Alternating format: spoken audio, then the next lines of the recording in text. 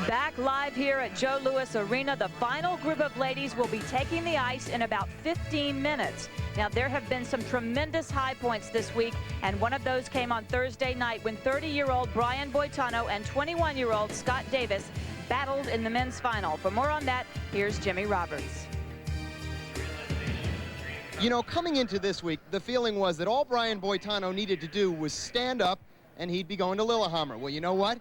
He stood up and he's going to Lillehammer. But things didn't exactly work out the way that everybody thought they would. Without the help we received from the U.S.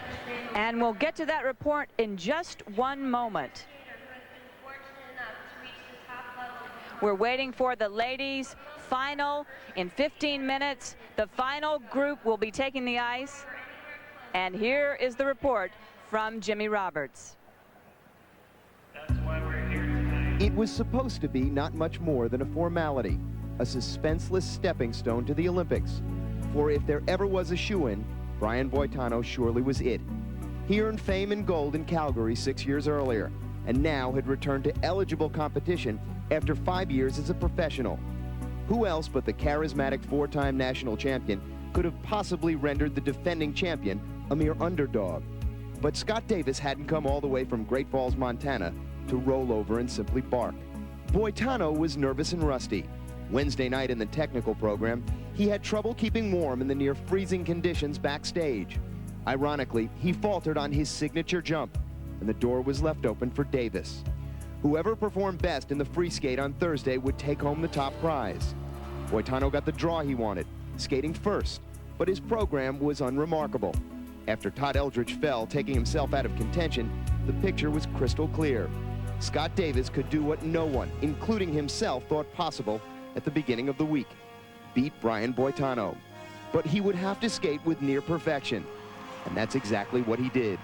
The underdog seduced the crowd and served notice that every dog has his day.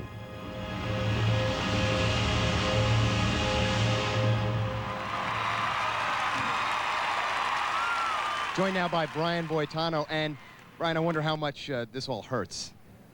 This all hurts? Yes, I'm talking about not being the national champion. Well, you know, it hurts a little bit, but I think I have to look ahead to the Olympic Games. And I'm just, you know, in the last couple of days, I've learned how to be really proud to be on the team. What about personal security? It's become an issue here this week. Has it ever been a concern for you? I know you've said some things in the past. Well, you know, it has been an issue in the past, and it is a concern. I think it's a concern for everybody. It's not just, you know, earlier in the week I said it's probably mostly just women who have the trouble, but I don't essentially think that anymore. Well, what's your take on the women's competition so far? Have you seen any of it? I've seen some of it. I tried to sit up in the stands in the good seats, and I'm coming back here to spend the rest of my time backstage to, you know, encourage the women and see it from up close. All right, well, thanks very much. Good luck in Norway.